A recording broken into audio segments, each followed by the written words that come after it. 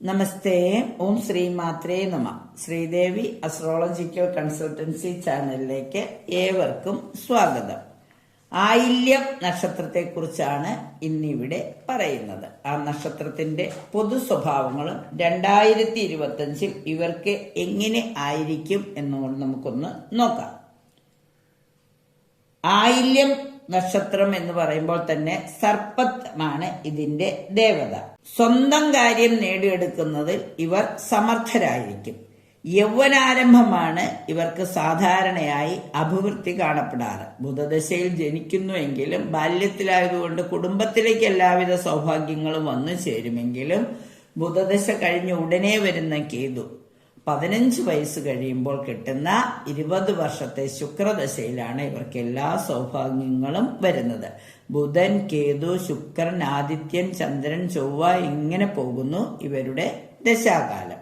ഇവർ സാധാരണയായി സമ്പന്ന ഗ്രഹങ്ങളിൽ നിന്നാണ് വിവാഹം കഴിക്കുക. ഈ നക്ഷത്രത്തിൽ പിറന്ന സ്ത്രീകൾ അഭിമാന ഗർവം പ്രകടിപ്പിച്ചേക്കും. ഏത് കാര്യത്തിലും വളരെ ഉന്നതമായ കാഴ്ചപ്പാടും ഉന്നതമായ ശ്രമവും കൊണ്ട് ഉയരത്തിലെത്താൻ കഴിയുന്നവരാണ് ഇവർ. പറ്റിപ്പിടിച്ചു നിൽക്കുകയോ വിട്ടുമാറി ഒഴിയുകയോ ചെയ്യാൻ ഇവർക്ക് പ്രാവീണ്യം കൊടുക്കും. ഭാഗ്യവാനും പ്രതാപശാലിയുമാകും. വളരെ വേഗം കോപിക്കുന്ന സ്വഭാവമാണ് ഇവർക്കുള്ളത്. സാഹചര്യങ്ങളെയും സന്ദർഭങ്ങളെയും ഓർക്കാതെ സാഹസികമായി ചിലപ്പോൾ പെരുമാറും. പലപ്പോഴും കോപിക്കേണ്ട സന്ദർഭങ്ങളിൽ വളരെ തന്മയത്വത്തോടുകൂടി പ്രവർത്തിക്കും. ജീവിതത്തിന്റെ സമസ്ത മേഖലകളിലും അനുകരണാർഹമായ അടുക്കും ചിട്ടയും ഉണ്ടാകുമെങ്കിലും അതിനനുസരിച്ചുള്ള ജീവിത പുരോഗതി ഇവർക്കുണ്ടാവില്ല. വിവിധ വിഷയങ്ങളെക്കുറിച്ച് ആഴത്തിൽ ചിന്തിക്കുകയും മനസ്സിലാക്കുകയും ചെയ്യുമെങ്കിലും ഒരു രംഗത്തു പോലും ഉറച്ചു നിൽക്കാത്തതാണ് ജീവിത പുരോഗതിക്ക് തടസ്സമായി വരുന്നത്. ഇവർക്ക് സർപ്പദൃഷ്ടി ഉള്ളതിനാൽ പുരുഷന്മാരാണെങ്കിൽ കിഴക്ക് ദിക്കിലും സ്ത്രീകളാണെങ്കിൽ പടിഞ്ഞാറ് ദിക്കിലും താമസിക്കുന്നവർക്ക് ദോഷമുള്ളതായി കണ്ടുവരാറുണ്ട്. ദുശാഠ്യബുദ്ധിയും രൗദ്ര സ്വഭാവവും ചപലതയും ഉപകാരസ്മരണയില്ലായ്മയും പ്രകടിപ്പിക്കും. സ്വന്തം മനോഗതി മറ്റാരും മനസ്സിലാക്കാത്ത വിധം പെരുമാറും. പൊതുവെ ആരോടും അടുത്തിടപഴകുകയോ ബന്ധം സ്ഥാപിക്കുകയോ ഇല്ല. തന്മൂലം പൊങ്ങച്ചക്കാരാണെന്നും അഹംഭാവിയാണെന്നും മറ്റുള്ളവർ കരുതും. മറ്റുള്ളവർ വെറുക്കുകയും അകറ്റി നിർത്തുകയും ചെയ്യുന്നവരോട് ഇവർക്ക് വലിയ അടുപ്പമുണ്ടാകും. ആരോടെങ്കിലും കൂടുതൽ അടുത്തു പോയാൽ തന്റെ ഹൃദയ രഹസ്യങ്ങളെല്ലാം തന്നെ തുറന്നു പറയും. ഒരേ സമയം തന്നെ വലിയ പിശുക്കും ധാരാളിത്തവും കാണിക്കും. സ്വതന്ത്ര ബുദ്ധിയായിരിക്കും. സ്വന്തം താല്പര്യത്തിന് വേണ്ടി എന്തു ചെയ്യാനും മടിക്കുകയില്ല. ആരെയും ചതിക്കണമെന്നോ വഞ്ചിക്കണമെന്നോ ആഗ്രഹമില്ലെങ്കിലും പ്രവൃത്തി പലപ്പോഴും ഇതിൽ ചെന്നെത്താറുണ്ട്. ഉപകാരസ്മരണ കുറവായിരിക്കും. ആവശ്യമുള്ളവർക്കാർക്കും യാതൊരു ഉപകാരവും ചെയ്യുന്ന പതിവില്ല. ആർക്കെങ്കിലും എന്തെങ്കിലും ഉപകാരം ചെയ്താലോ അത് 4 പേരോട് പറയാതെ തരമില്ല. ഏത് കാര്യവും പെട്ടെന്ന് മറക്കാനും ശ്രദ്ധ തിരിച്ചുവിടാനും ഇവർക്ക് കഴിയും. ആരെയും ആകർഷിക്കത്തക്ക നർമ്മ സംഭാഷണവും നയചാതുര്യവും ഉണ്ടാവും. ബുദ്ധിക്കും കൗശലത്തിനും മുൻപന്തിയിലായിരിക്കും. അസൂയയും പ്രതികാരവും ഉള്ളിലുണ്ടായിരിക്കും. വിട്ടുവീഴ്ചയില്ലാത്ത കർക്കശ സ്വഭാവമായിരിക്കും. ആകർഷകമായി സംസാരിക്കുവാനും സന്ദർഭമനുസരിച്ച് പെരുമാറുവാനും ജന്മസിദ്ധമായി തന്നെ ഇവർക്കൊരു കഴിവുണ്ടായിരിക്കും. തന്റെ നേതൃത്വം മറ്റുള്ളവരിൽ അടിച്ചേൽപ്പിക്കുവാൻ ശ്രമിക്കും.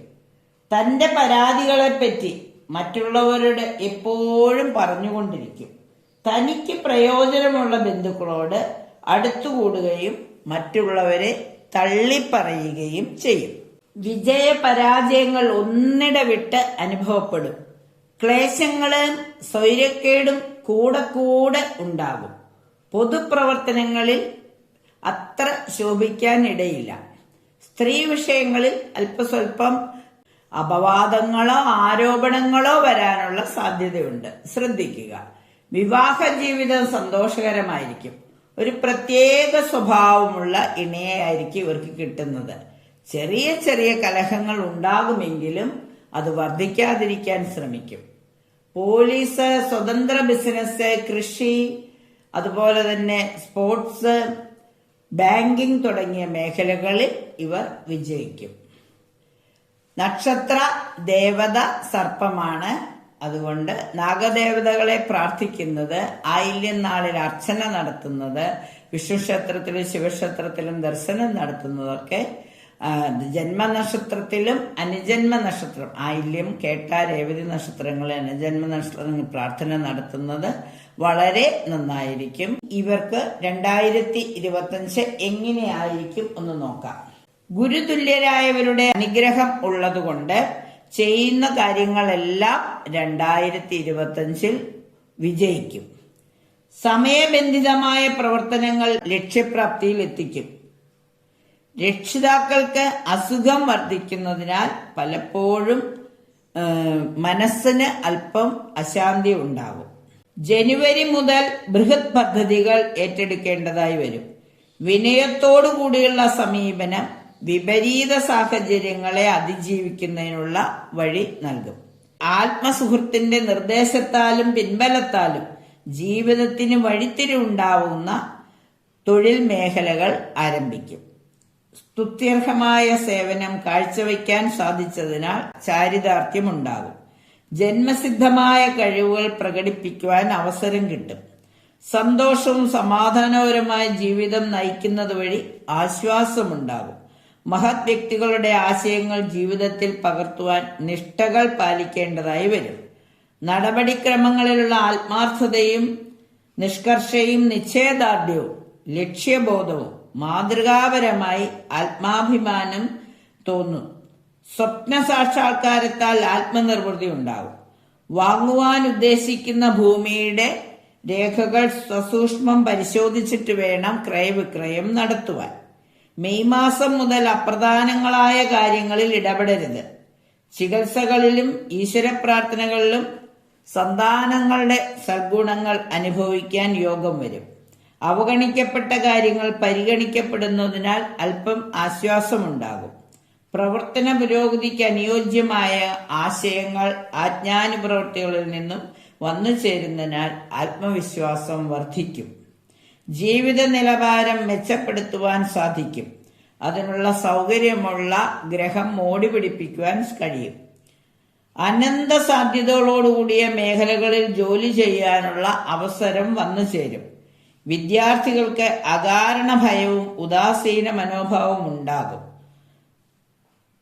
വ്യാഴം 12ലേക്ക് വരുന്നതിനാൽ വരവിനേക്കാൾ ചിലവ് കൂടുതലായിരിക്കുകയും വിഷ്ണുപ്രീതികരമായ പ്രാർത്ഥനകൾ ചെയ്യുന്നതും നല്ലതായിരിക്കും. വിദ്യാഗോപാല മന്ത്രാർച്ചനയും ഭാഗ്യസൂക്ത അർച്ചനയും ഒക്കെ ചെയ്യുന്നതോടെ വ്യാഴത്തിന്റെ ആ അനുകൂല ഫലം ലഭിക്കും. പൂർവ്വസൂക്ത രേഖാപരമായി ലഭിക്കുമെങ്കിലും വിട്ടുവീഴ്ച മനോഭാവം കാണിക്കേണ്ടതായി വരും.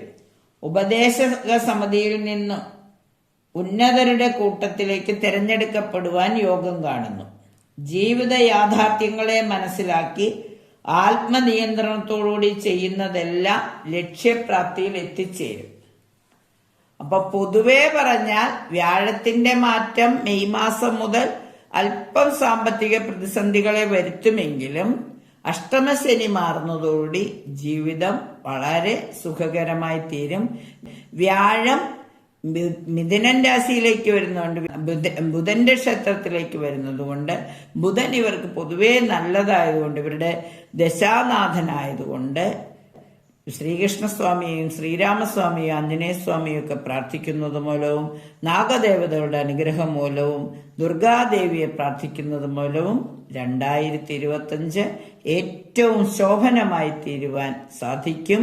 അതിനിവർക്ക് സാധിക്കട്ടെ എന്ന് ഒരു പുതുവർഷം ആശംസിച്ചുകൊണ്ട് നിർത്തുന്നു. നന്ദി, നമസ്കാരം.